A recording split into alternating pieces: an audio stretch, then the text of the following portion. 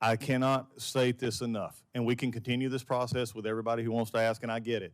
But there's not been 83,000 people targeted for firing. There's been a goal to look at our restructuring and putting 15%. It's a nice talking point. Mr. But Secretary, we've not done it's it your yet. talking point. It's 15%. It is your talking It is point. our goal. We are quoting you saying that's the goal. It is our goal. Now, okay. The goal is not a fact. Do you want to reach your goal or not? Because goal is not a fact. Most people, when they state a goal, decide they'd like to reach it. If you don't want to reach 80,000, revise your goal and tell us what you want to do. Talk to us about the analysis you've performed. You've got a lot of knowledgeable people, both sides of this aisle. Both sides of this aisle want to serve veterans. It is our primary honor and privilege as Americans to do it.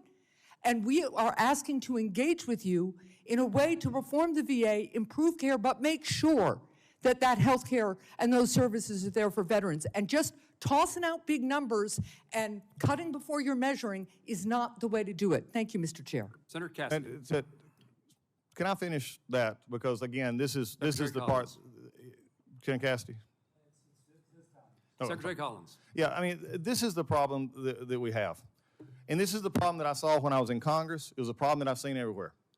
When we go into something and you look at it, you have to go in and look at the process to start with. You start with a goal, you start with what you're looking for, and then you use the data that you find from your organizations to make the best choices you can without a meat cleaver approach.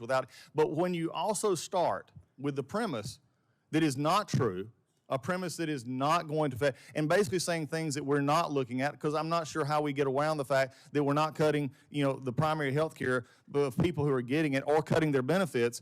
That is not helpful in a collaborative process to say, are we working? The question I have is, the VA is not working in the way that it should work. I am trying to get it to a point where it can work for all veterans, and the workforce is a part of that. So, I mean, some think the VA is working undoubtedly, as I've heard this morning. It was perfect before this year started. That's not true. And Mr. Secretary, that is unfair to the members of this committee, and you need to stop characterizing it that way, because that is not what a single person on this dais thinks. Senator Cassidy.